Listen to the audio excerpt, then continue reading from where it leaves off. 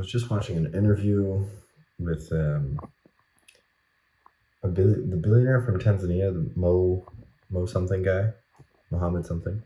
I say Mohammed something because I didn't really see his name, but like I know of him. I've known of him for a little while, and it's pretty interesting. But it's now almost 4 p.m. and I haven't done anything useful today. I woke up. I went to my last couple driving lessons. I had to retake a couple lessons because I failed all my theory tests, all this stuff, and I had to make up a couple lessons in order to rebook the test. So they don't let you rebook it unless you do some extra lessons. So I went ahead and did that, and then I got back, had lunch, and I've just been got back at like 12 and walked my dog, whatever.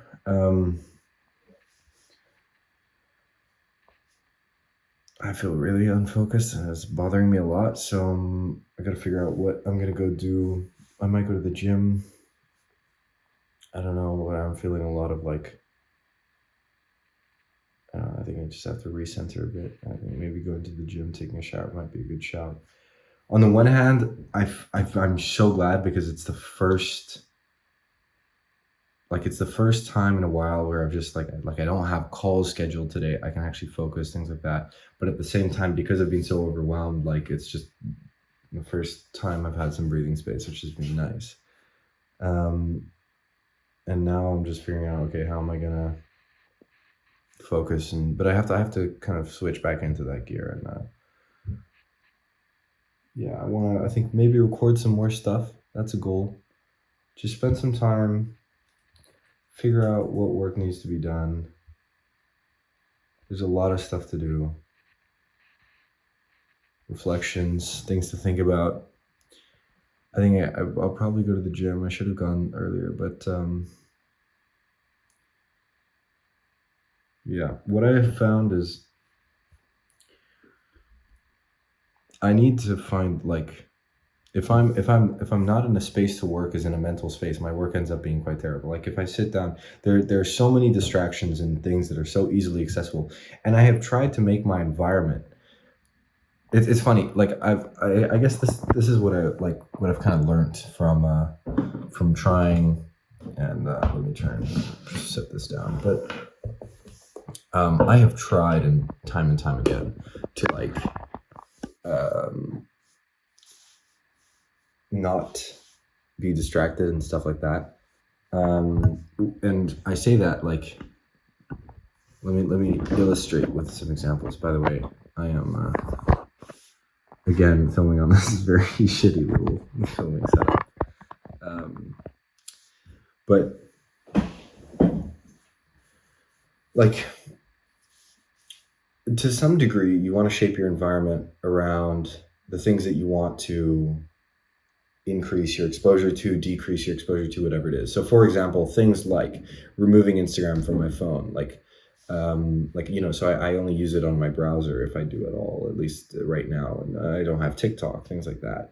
And that definitely helps to decrease the number of distractions. However, it's important to acknowledge that does not make you more focused. So that in and of itself will not give you more focus. And sometimes focus is actually what you need. And I want to talk about this specifically. I've just realized I have a lot of thinking on this, and I want to reflect on it because if I could watch myself a year ago, or even 6 months ago, like I've done it before. I've had periods where I really cut a lot of things out, and it's good, but it does not in and of itself make you more focused. And what I mean by that is I found even when I had cut everything out, when I had zero distractions, block everything, block all the websites, even then, I didn't necessarily work more.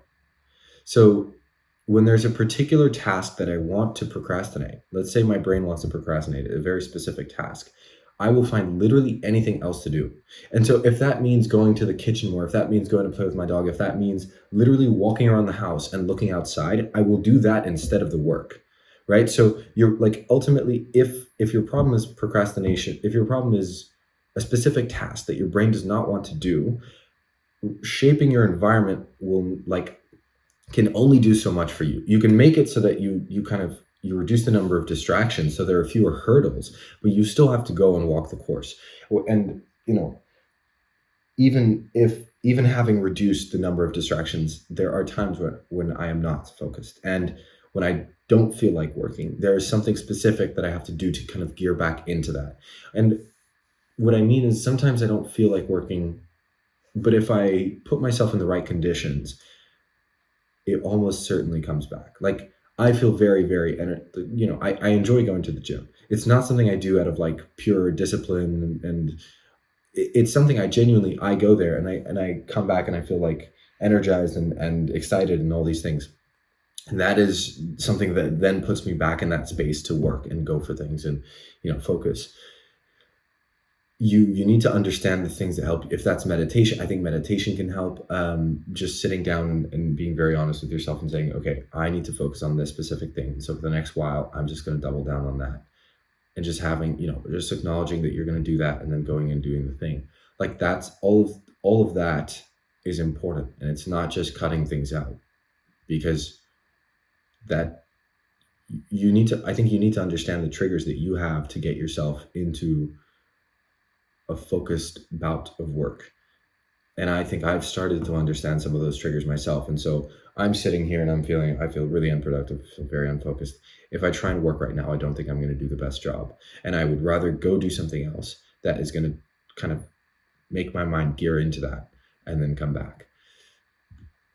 You can build that around routine as well. It can also, if you are in a very specific place and you focus every day from this to this hour, and you just repeat that throughout, then that's something that can be a trigger for you to focus. Like, oftentimes triggers can be environmental, right? That's literally the whole premise of the Atomic Habits book, both for good and bad habits. Now, one of my struggles tends to be that I move around a lot, and so my environment moves and whatever, and so I need to understand more closely the triggers that I can use anywhere to get back into certain things. So I've started to understand that.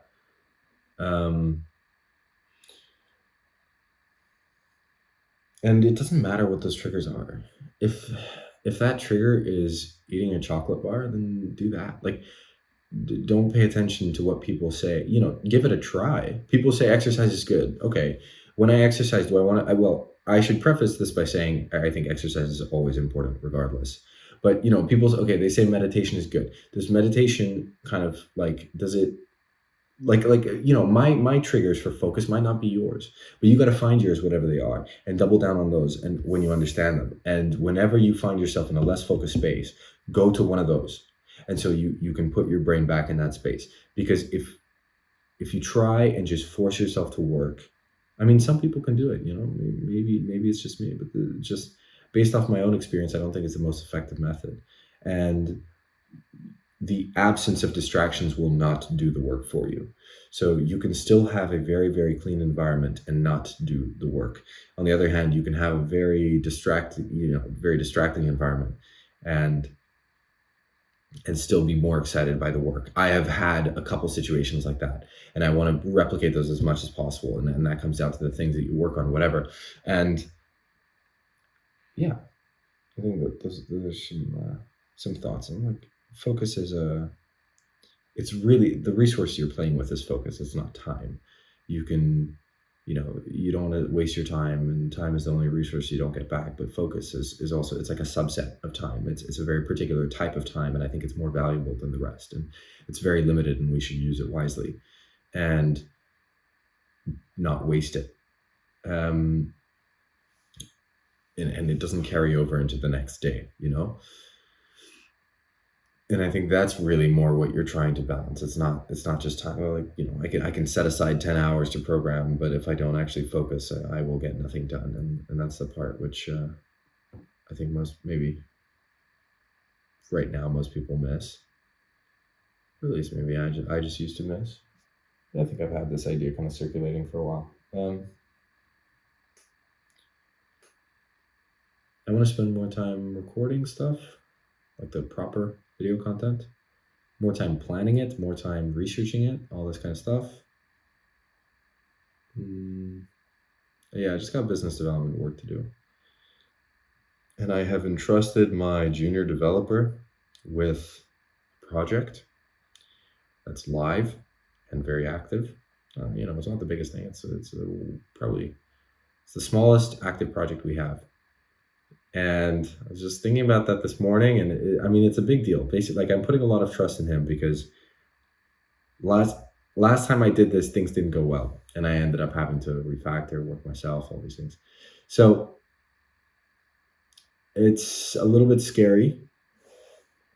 I'm hoping he pulls through. I'm really, really hoping he pulls through.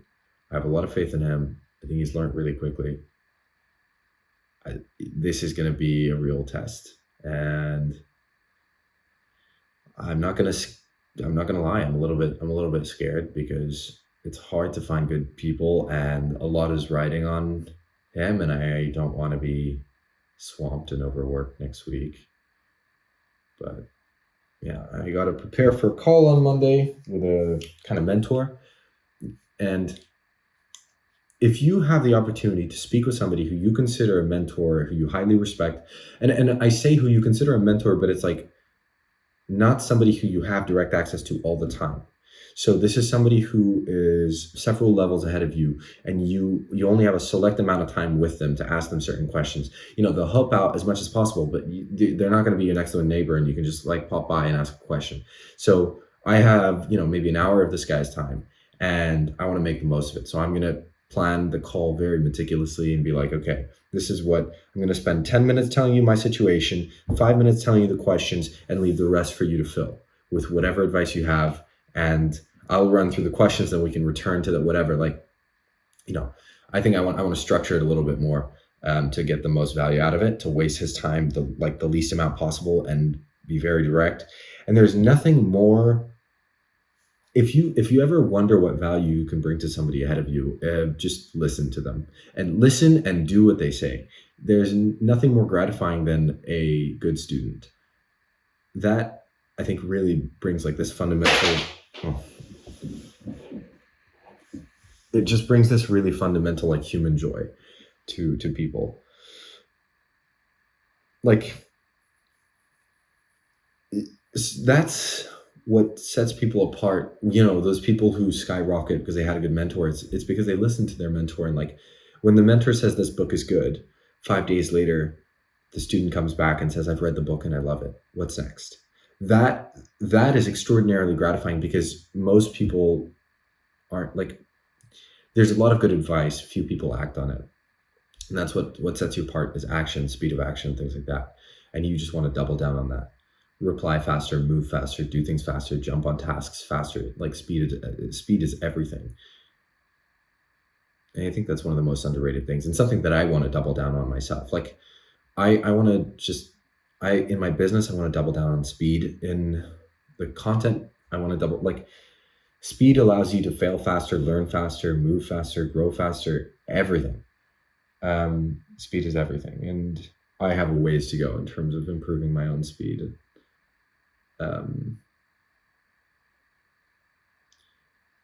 So, but I know I have it in me. Like I used to,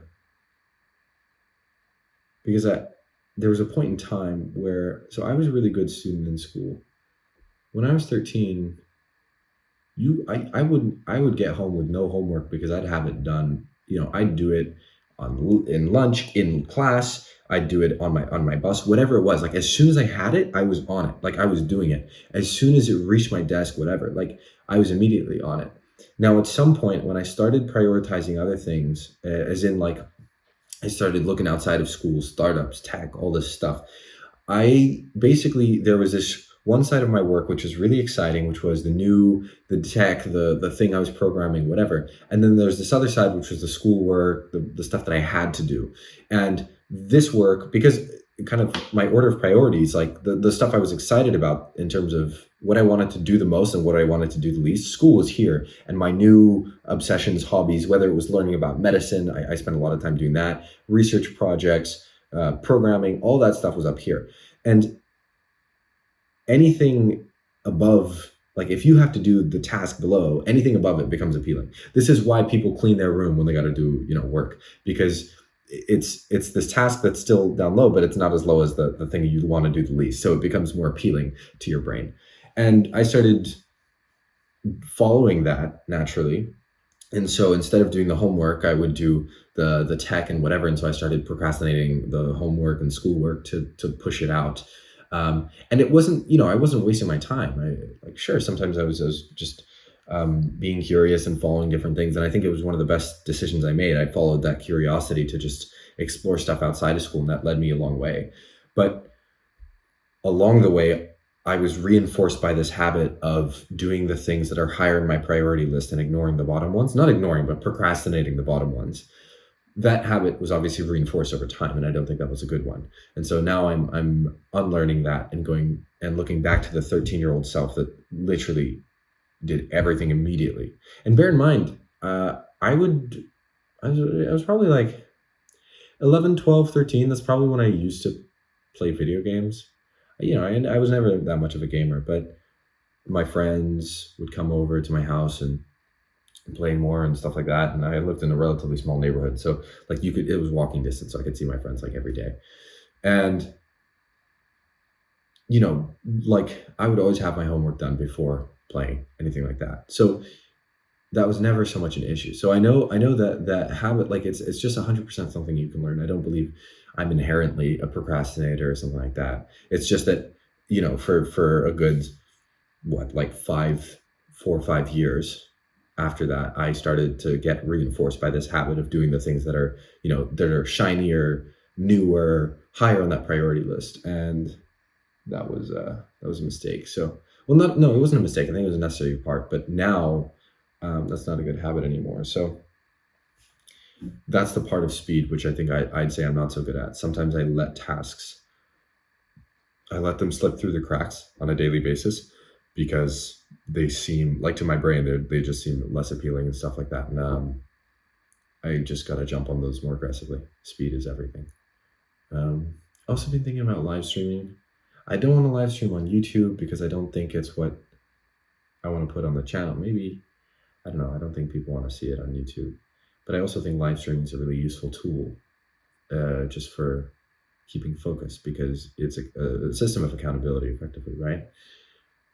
But at the same time, I also don't want to expose things. As in, like, if I narrate myself working, which could potentially make the live stream more interesting, then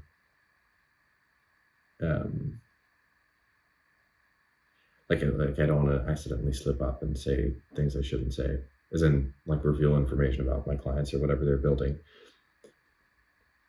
And yeah, obviously, like, I can't edit and stuff like that. So, but I also kind of want to give it a try. Then also, I have no idea how to set things up on Twitch. Twitch is like, so what? If I live stream, it'd be YouTube or Twitch. And if on YouTube, I don't want to like basically cloud my like pollute my channel with live stream stuff, because that's just really not the point.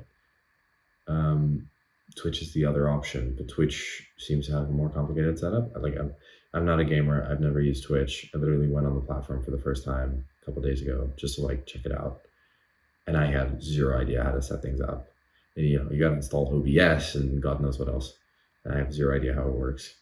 And as like, the thing I'm questioning, is it worth the time and headache to set up to have a system that keeps me accountable? Because almost certainly I'm not going to grow any kind of like, I'm not going to grow any attention there, because the organic reach is like zero. And I don't think people are really going to watch me there. So, I don't know. Is it worth it? Can I also just time lapse myself? Sometimes I do that. I've done time lapses for a long time. I started doing that again recently. That's a pretty good one. So maybe I do that. No, I'm not sure. Zero clue. Anyhow, I'm going to go ahead and figure out what I do for the rest of the afternoon, record some wrap-ups, maybe grab some food, go to the gym. That's it. That's my plan. Nothing too crazy. But I have a lot to think about in terms of content, things like that, and how the hell I'm gonna plan kind of business growth and the newsletter thing. But I have to work through those business development exercises that I mentioned in yesterday's video, I think. But yeah, anyway, I'll probably update at the end of the day.